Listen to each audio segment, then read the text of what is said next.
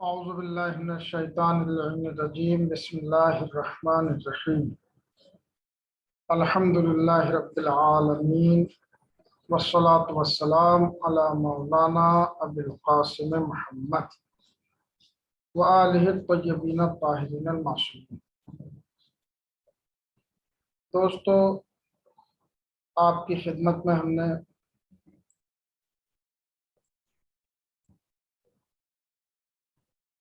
حدیث کی جانچ پڑتال کے لیے دو راستے پیش کیے تھے، جس میں پہلا راستہ تھا کہ ہم سند کی جانچ پڑتال کریں، سند کی بررسی کریں، دراست السند۔ دوسرا راستہ تھا دراست المتن، یعنی متن کی جانچ پڑتال۔ جب ان دونوں جانچوں سے حدیث باہر نکل کر آتی ہے اور ہمیں یقین ہو جاتا ہے کہ ہاں متن بھی یہ ہے اور سند بھی صحیح ہے اور اس متن کے یہ معنی ہے، تب ہم اس سے حکم کا استفادہ کریں۔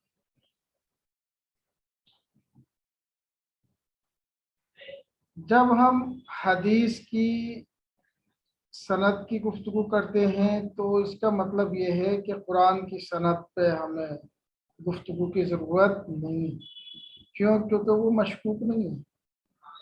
تمام مسلمان کے جو بھی مسلمان ہونے کا دعویٰ کرتے ہیں، ان سب کی نظر میں قرآن کریم کے اندر کسی بھی طرح کے شک و شبہ کی گنجائش نہیں ہے۔ اس کے کلام اللہ ہونے میں بھی اور اس کے مستند ہونے میں بھی، کیونکہ متواتر طریقے سے بہت ہی دقت کے ساتھ ہمارے جو کتابت کرنے والے افراد تھے، لکھنے والے افراد تھے، کلمات، الفاظ، حروف، زبر زیر، حرکات وغیرہ سب پہ دقت کی ہے، اور یہ اسی طریقے سے ہم تک پہنچا ہے۔ نبی مکرم نے جیسے اللہ کی طرف سے پیش کیا ویسے ہی ہم تک یہ پہنچا۔ لیکن حدیث میں، کیونکہ ہم نے کل پیش کیا تھا آپ کی خدمت میں کہ اس زمانے کے حالات اور تاریخ پڑھنے کے بعد معلوم ہوتا ہے کہ جعل حدیث، واضح حدیث گھڑنے کا، تحریف کا اور کچھ طبیعی حالات جو انسان کی فطری طور پر نسیان وغیرہ دوسری چیزیں انسان کے ساتھ جڑی ہوئی ہوتی ہیں، ان سب اسباب و عوامل کی وجہ سے ضرورت ہے کہ ہم اسناد کی بھی بررسی کریں اور متن حدیث کی بھی بررسی کریں۔ البتہ متن میں مشترک ہیں حدیث بھی اور کتاب بھی۔ سند حدیث کے حساب سے اگر ہم دیکھیں تو سند، جب ہم معصوم کی طرف کسی بھی حدیث کی سند دیں گے، استناد کریں گے کسی بھی حدیث کو معصوم کی طرف، تو دو راستے ہیں۔ یا تو یہ کہ اس حدیث کی سند بالکل یقینی ہوگی اور اس میں کسی بھی طرح کا شک و شبہ ہمارے لیے باقی نہیں رہے گا، یا پھر غیر یقینی ہوگی۔ دو ہی راستے تو ہیں۔ اگر یقینی ہے تو وہ یا تو اس طریقے سے یقینی ہوگی کہ اس کے راوی جو بیان کرنے والے ہیں اس حدیث کے، ہر دور اور ہر زمانے میں، ہر طبقے میں، ہر جگہ پر اتنی کثرت اور اتنے اختلاف کے ساتھ موجود ہوں کہ ان سب کا جھوٹ پر جمع ہونا محال۔ اگر ایسی حدیث ہے تو اس کے اوپر ہمیں یقین ہو سکتا ہے، ہو جاتا ہے۔ یا پھر کبھی کبھی انسان کو کسی ایسی چیز سے یقین ہو جاتا ہے کہ جو شاید متواتر کی طرح سے راوی کثیر نہ ہو اس کے، لیکن کوئی اور ایسی چیز ہے، بیان کرنے والا مثلا اتنا معتبر انسان ہے، یا کوئی بھی ذریعہ جس سے قط حاصل ہو جائے اسے، تو اب وہ حدیث اس کے لیے سند کے اعتبار سے حجت ہے.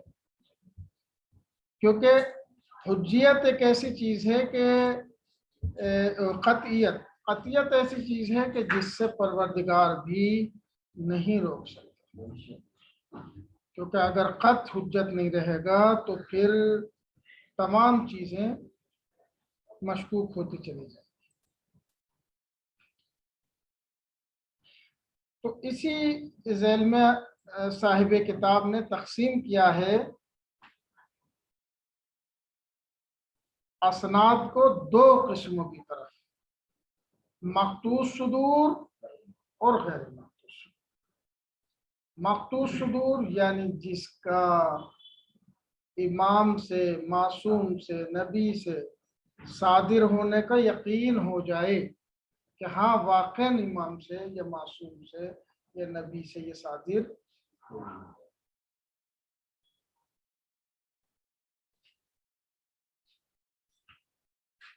ایسی حدیث کو کہتے ہیں خبر مخصوص صدور. یہ کون سی خبر ہوتی ہے؟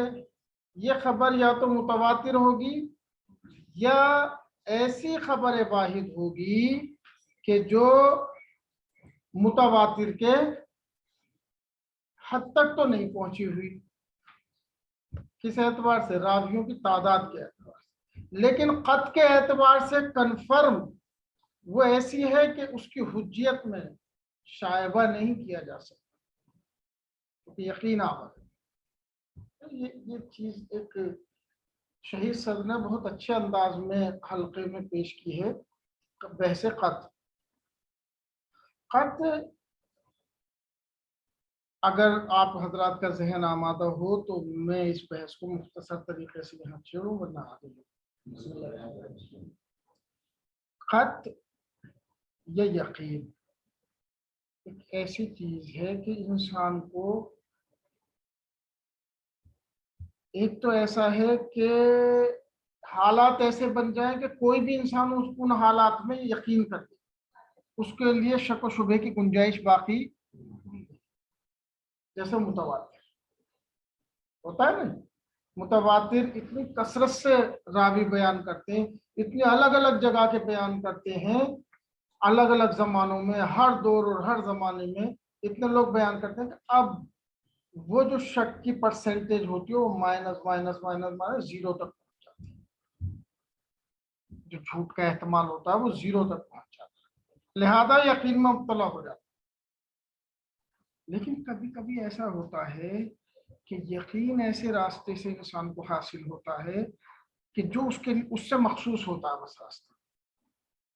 مثلا کسی کو یقین ہو جائے کسی حدیث سے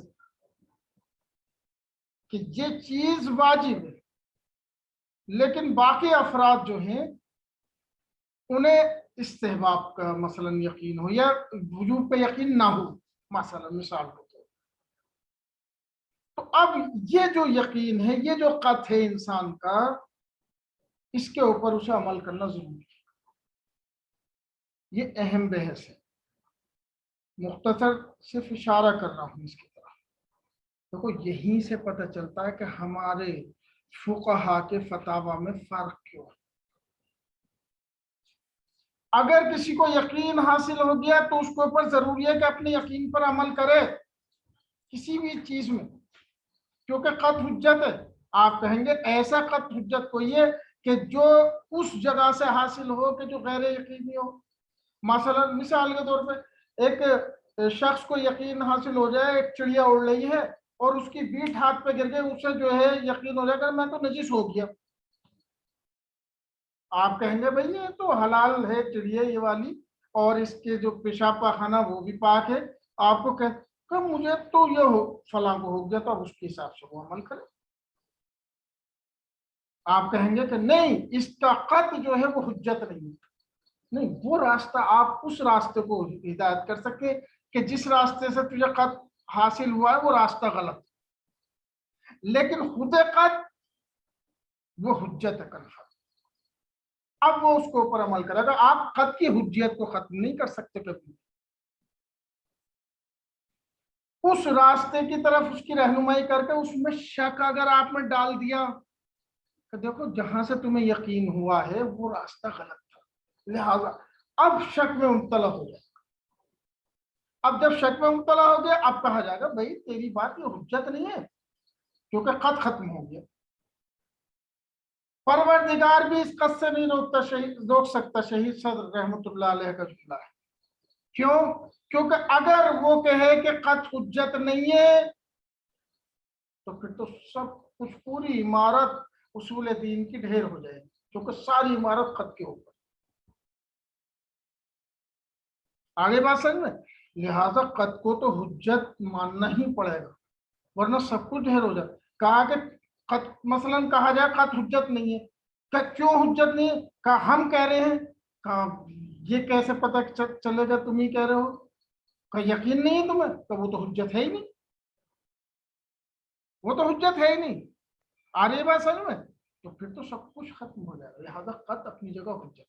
اب وہ خط جس راستے سے حاصل ہوا وہ ہو سکتا ہے غلط ہو. تو وہ راستے دو طرح کے ہو سکتے ہیں. یا تو ایک طبیعی راستہ ہے کہ جسے ہم کہتے ہیں حدیث متواتر. اس طرح سے اگر کسی کو خط حاصل ہوا ہے تو وہ سب مانتے ہیں کہ ہاں بھئی یہ خط جو ہے وہ حجت. صاحب کتاب نے یعنی صاحب کتاب مبادل اصول نے یعنی عبد الحادی الفضلی وہ فرماتے ہیں کہ خالی مقطوع صدور یہی نہیں ہے بلکہ مقطوع صدور کے ساتھ ایک اور بھی لگا لیجئے متواتر کے علاوہ. کہ وہ کیا؟ کہ بما یفید القطع، جو بھی قط کا فائدہ پہنچا ہے. تو انہوں نے اس طرح کے موارد کو وہاں پہ جوڑا ہے. جبکہ دیگر علماء نے ہمارے خبر مقطوع صدور میں صرف اور صرف جو جوڑا ہے متواتر. آگے بات سمجھ میں. تو یہ تھوڑا سا لیکن سمجھنے کے لیے بہت اچھا ہے ابتدا کے اعتبار سے.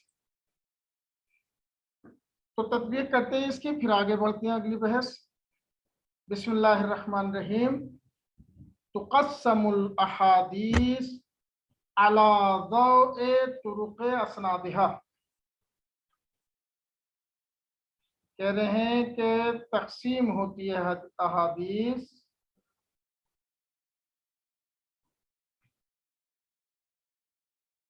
طرق اسناد کے اعتبار سے اور حدیث کی معصوم کی طرف نسبت کے اعتبار سے.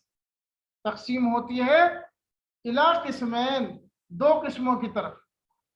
تو قسمو الی قسمین، تقسیم ہوتی ہے ہما الخبر المقطوع الصدور. پہلی خبر ہے خبر مقطوع الصدور. مقطوع یعنی یقینی الصدور. ٹھیک ہے. مقطوع کا مطلب کیا ہو گیا؟ یقینی. ٹھیک ہے. جو یقینی علم جس میں ہو جائے، یقین جس میں ہو جائے کہ یہ امام سے صادر ہوئی، معصوم سے صادر ہوئی. وَهُوَ كُلُّ خَبَرٍ. مقطوع صدور کیسی حدیث کو کہتے ہیں؟ کہہ رہے ہر وہ حدیث یا خبر کہ افیدہ من طریق ہی، جس کی سند سے فائدہ پہنچے.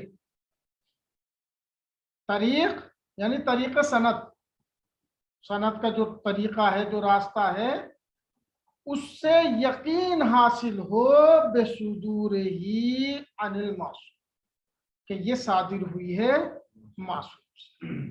ٹھیک ہے. ابھی ہماری کیونکہ سند کے بارے میں گفتگو، ابھی دلالت متن کے بارے میں گفتگو نہیں ہے، صرف سند. کہ ابھی تو یقین حاصل ہو جائے ہاں بھائی معصوم سے صادر. متن کی گفتگو جب ہوگی تو یہ ہوگا ہاں بھائی یہ لفظ اس زمانے میں اس معنی میں، یہ معصوم نے یہی بالکل بے نہیں لفظ بولا. یہ ان چند سندوں سے جو یقینی سندیں ہیں ان سے جو ہم تک حدیث پہنچی ہے، اگر اس میں حاذا کا اور فا کا اختلاف ہے تو اس اختلاف کا کوئی مطلب نہیں ہے، اصل چیز ثابت ہے ہمارے پاس. دوسری جو طرق سند میں بتاتے ہیں صاحب کتاب کریں الخبر و غیر المقطوع. خبر غیر مخصوص سے. وہو کل خبر، خبر غیر مخصوص صدور کا دوسرا نام ہے خبر واحد.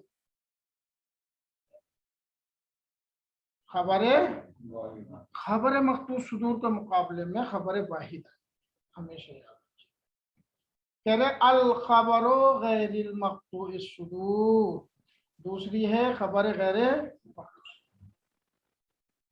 وہو کل خبر، ہر وہ خبر لم یستفد من طریق ہی، کہ فائدہ نہ ہو جس کے طریق سے، جس کے راستے سے، کس چیز کا؟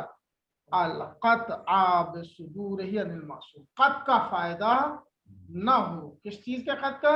کہ یہ صادر ہوئی ہے معصوم سے. ٹھیک ہے.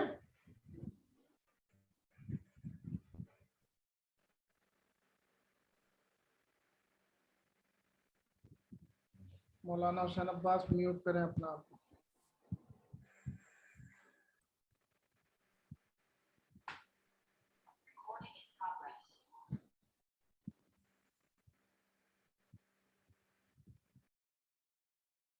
ٹھیک، یقین ہو جائے کہ یہ معصوم سے صادر ہوئی ہے تو کہیں گے مخصوص صدور. اگر یقین نہیں ہے کہ یہ معصوم سے صادر ہوئی سے کہیں گے خبر غیر مخصوص. اب خبر مخصوص صدور جہاں پہ ہے صاحب کتاب نے جو اپنی نظر پیش کی. ایک کتاب اس سے آگے کی ہے جو صاحب کتاب کی ہے، اس میں بھی اس چیز کا دفاع کر رہے ہیں صاحب کتاب. گویا ایک طرح سے سمجھ لیجئے مبادی الاصول فقہ کی شرح ہے آگے کے دروس، تو اس میں دفاع کیا ہے انہوں نے اس دوسری قسم. کہہ رہے وَيُقَسَّمُ الْخَبَرُ الْمَخْطُوصُ صُدُورٌ، کہہ رہے تقسیم ہوتی ہے خبر مخصوص صدور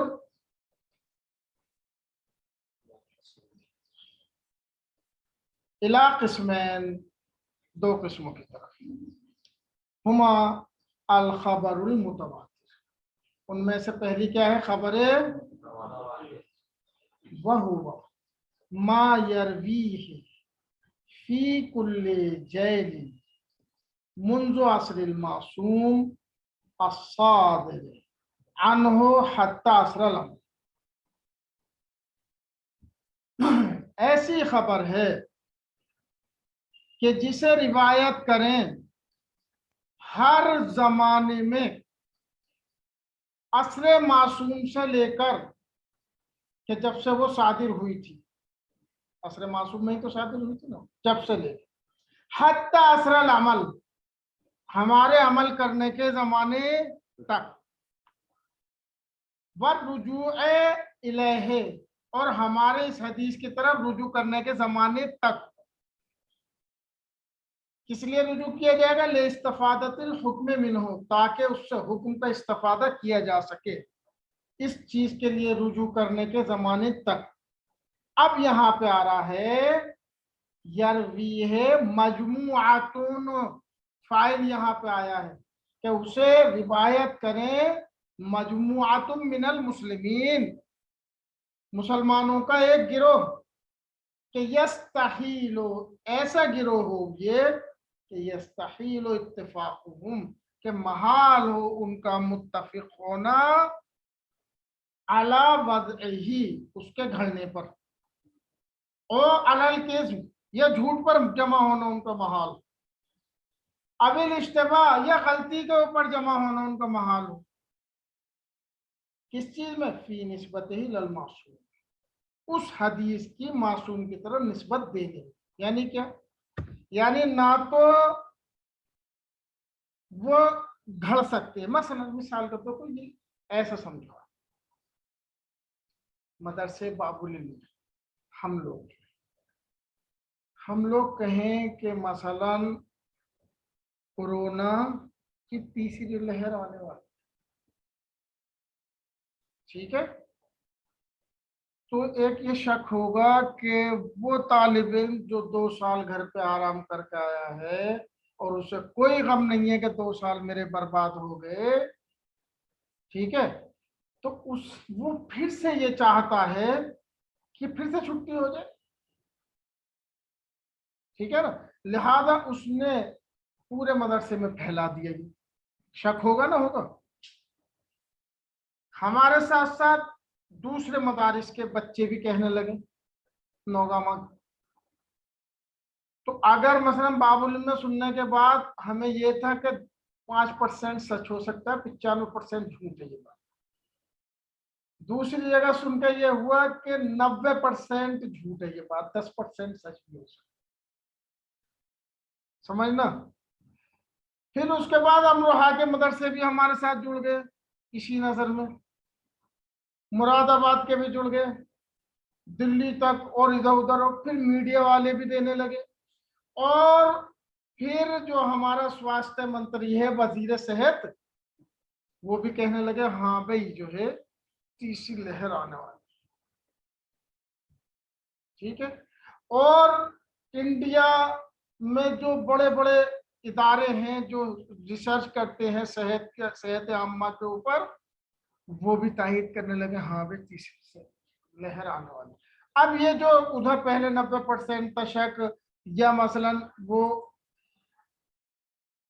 کیا کہتے ہیں جب پہلی نظر میں تھا 95% تھا جب خالی مدرسے سے، وہ شک مائنس ہوتے ہوتے ہوتے ہوتے احتمال کیس میں 0 تک پہنچ جائے گا. جب 0 تک پہنچ گیا تو دوسری طرف کیا ہوگا، 70% ہو جائے گا، 100% ہو جائے گا یقین. ٹھیک ہے. تو ایسی خبر کہ جس کے بیان کرنے والے الگ الگ جگہ کے، جتنے زیادہ الگ الگ جگہ کے ہوں گے، الگ الگ زمانے کے ہوں گے، جن کا آپس میں رابطہ اس طرح سے نہیں ہے دوستی کا یا ایک مقصد کا. ٹھیک ہے نا. مثلا مدرسے والوں کا ایک مقصد ہوتا ہے چھٹی ہو جائے مثلا، تو یہاں والے مدرسے والے، ادھر والے جہاں کے مدرسے والے، تو ہو سکتا ہے بچوں کا ایک مشترک مقصد ہو کہ چھٹی ہو جائے مثلا، سب آرام کریں. ٹھیک ہے. لیکن کیا ہر ادارے کا یہی مقصد ہوگا؟ وہ جو ریسرچ سینٹر ہے صحت عامہ کا، کیا اس کا بھی یہی مقصد ہوگا؟ سب کے مقاصد الگ الگ ہیں، جگہ الگ الگ ہے. تو اب ان سب کا اتفاق جھوٹ کے اوپر یا جال کے اوپر محال ہے یا نہیں؟ اور جب جھوٹ اور جال محال ہو کس چیز کا، اس کے مقابل میں کیا آئے گا؟ یقین آئے گا کہ یہ چیز جو ہے یقین ہے. ٹھیک ہے. تو خبریں متواتر ایسی خبر ہے کہ چیز ہر دور ہر زمانے میں مختلف طرح کے افراد مختلف جگہوں کے جب اتنی روایت کریں کہ ان کا جھوٹ اور جال اور گھڑنے کے اوپر جمع ہونا محال ہو، تو اسے خبریں متواتر کہتے ہیں. جیسے حدیث غدیر، جیسا حدیث ثقلین. سمجھ میں آ رہی ہے بات؟ یہ ایسی حدیث متواتر کم ہیں، لیکن تواتر میں ان دونوں حدیثوں کے کوئی شک نہیں ہے. یا حدیث مدینۃ العلم، یہ بھی متواتر. ارے بات سمجھ، یہ اس کے تواتر کے لیے صاحب کتاب ابقات نے بڑی ضخیم کتابیں لکھی ان کے تواتر ثابت کرنے کے لیے اہل سنت کی کتابوں سے. تو انہوں نے پورے راوی بیان کیے کہ ہر دور اور ہر زمانے میں کن کن راویوں نے اس روایت کو بیان کیا اور تواتر ثابت.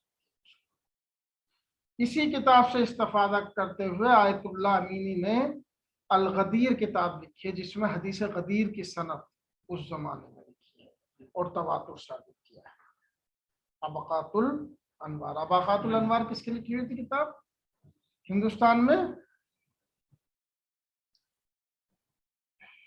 ہندوستان کے افتخار ہے، ہم سب کی ناک ہے.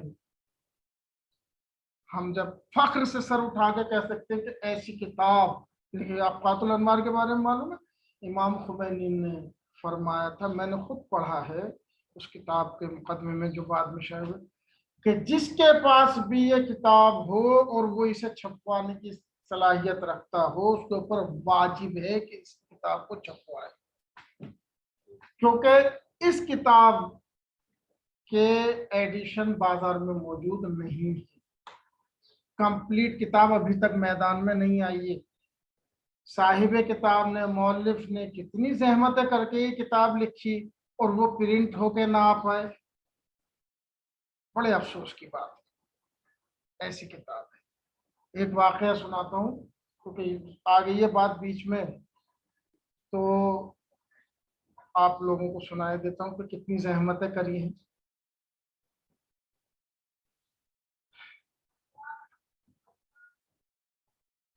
یہ صاحب کتاب تھی، یہ کون تھے؟ علامہ میر حامد حسین. حامد حسین کنتوری بھی کہا جاتا ہے، اور ہندی بھی لکھا جاتا ہے انہیں. کنتور جو لکھنؤ کے پاس میں ہے وہاں کی بات ہے، تو وہاں کی نسبت بھی انہیں دی جاتی ہے. لکھنؤ میں ان کے اولاد میں ناصر الملہ وغیرہ تھے، بڑی شخصیت. آیت اللہ گریڈ کے لوگ سارے رہے، مرج تقلید رہے ہیں ان کے اولاد میں. وہ تو خود تو تھی عظیم شخصیت. تو ایک کتاب لکھی تھی اہل سنت میں، ولی اللہ محدث دہلوی نے، شیعوں کے خلاف. اس کتاب کا جواب علماء نے دیا،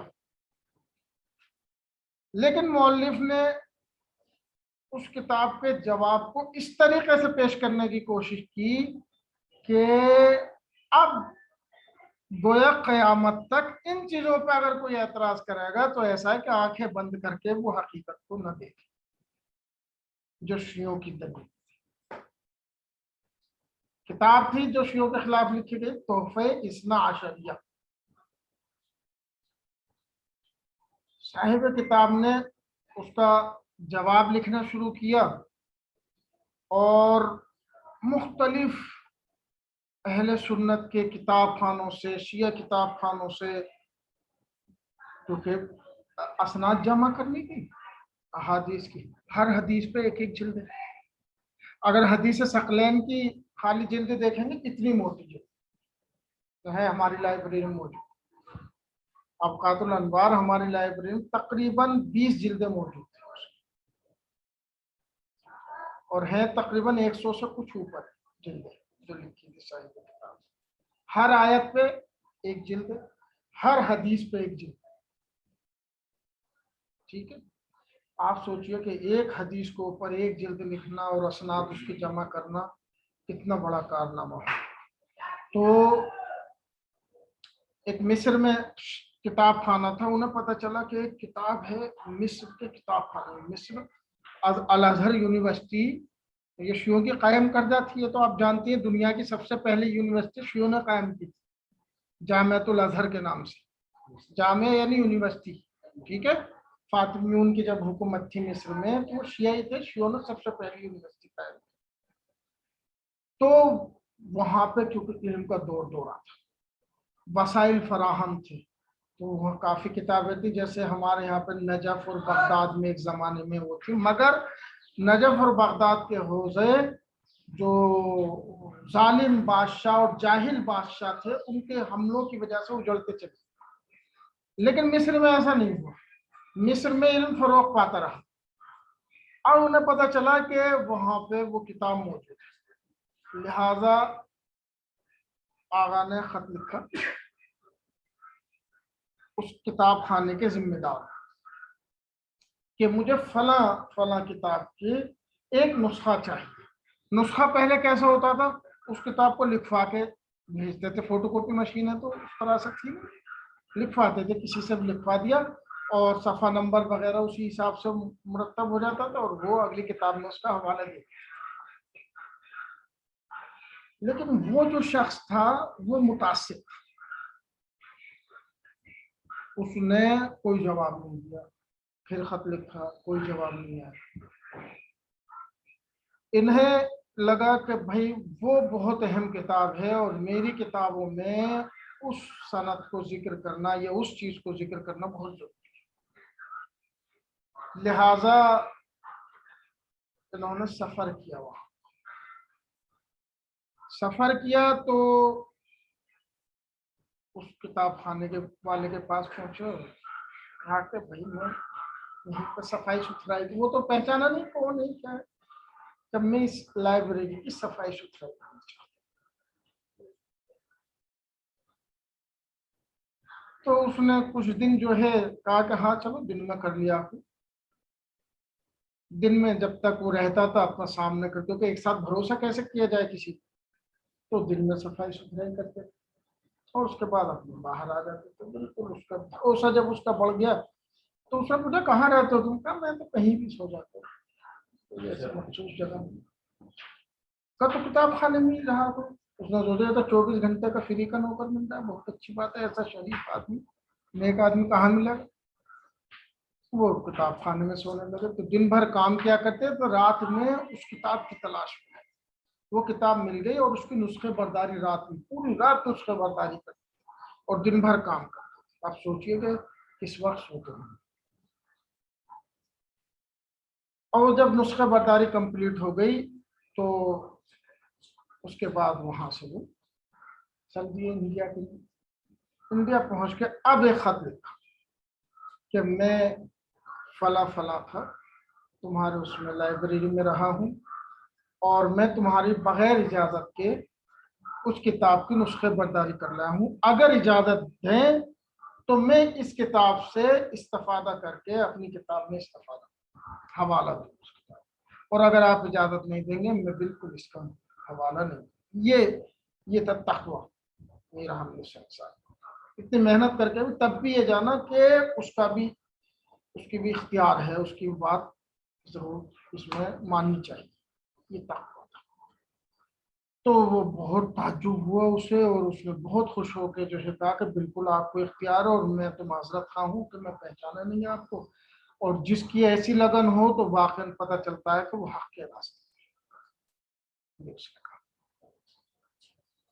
شاید اسی سفر میں جب کشتی سے واپس آ رہے تھے تو کیونکہ مطالعے کی خواہش بہت زیادہ تھی کہ جلد سے جلد اس کتاب کو پڑھوں, یا کوئی دوسرا سفر تھا جو کشتی سے ہی سفر تھا آگا کا, تو کشتی عرشے کے اوپر لیٹے ہوئے مطالعہ کر رہے تھے. سمندر میں کبھی کبھی لہریں خطرناک آتی ہیں, اس کے ساتھ ہوا بھی بہت تیز آتی ہے. ایسے ہوا اچانک ایک لہر آئی کہ کتاب ہاتھ سے چھوٹ گئی اور سمندر میں چلی. سمندر میں گئی تو یہ بھی جیسے ہی کتاب سمندر میں ہو, یہ بھی سمندر کے اندر فوراً اس کتاب کے پیچھے. اب ایک ہاتھ میں کتاب ہے اور دوسرے سے تو بچانے والے تو ہوتے ہی ہیں وہاں اس میں کشتی میں معمولاً. انہوں نے جو ہے نکالا انہیں, اور تم تیرنا جانتے کہ نہیں تیرنا نہیں جانتے. پھر کیوں مجھے اس کے اندر جان دینے کے لیے کہا نہیں, میری جان سے زیادہ قیمتی ہے ولایت علی بن ابی طالب کو ثابت کرنا. یہ تھی ایسی شخصیت, یہ علامہ میر حامد حسین ایسی شخصیت کے معنی. علامہ کے لیے یہ بھی مشہور ہے کہ مصائب اہل بیت نہیں سن سکتے تھے, بے ہوش ہو جاتے تھے.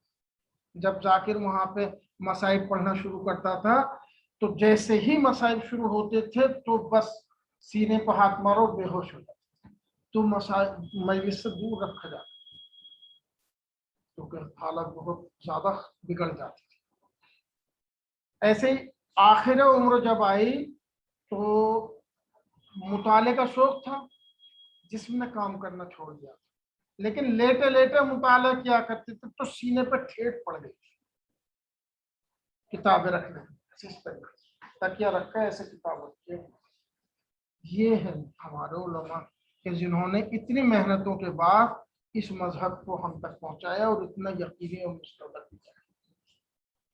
تو جس نے اتنی محنت کری ہو اس کی کتاب واقع ایسی ہوتی ہے کہ جس کے لیے امام خمینی کہیں کہ جس شخص کے بھی بس میں ہو اس کتاب کو شائع کرا. یہ درمیان میں آج گفتگو اس کی شروع ہو گئی. انشاءاللہ تعالی اگلی گفتگو کل سے شروع کریں گے, اور ضروری بھی ہے کہ ہم اپنے علماء کے حالات زندگی سنیں اور پہچانیں کہ انہوں نے کتنی قربانیاں دی ہیں کہ جو یہ مذہب اہل بیت ہم تک پہنچا ہے, اور اللہ ہمیں توفیق دے کہ کم سے کم اس مذہب کو پڑھ ہی لیں. انہوں نے تو اس بات کیا, ہم تو اتنا وقت بھی نہیں نکال پا رہے کہ اس مذہب کو پڑھ لیں, اسے سمجھ لیں. اس بات تو سب کر چکے ہیں, مدلل کر چکے, یقینی بنا چکے, ہمیں صرف پڑھنا. تو کم سے کم اتنا تو پڑھ سکتے ہیں کہ ان کی قربانیوں کا جواب ایسے دیں ہم کہ ہم پڑھیں گے, آپ نے اتنی محنت کری کہ ہم اس راستے کو آگے بڑھائیں. والحمدللہ رب العالمین. اگر کوئی سوال ہو طرائق السند کے بارے میں تو بتائیے، ورنہ انشاءاللہ کل جو ہے اسے آگے بڑھائیں گے.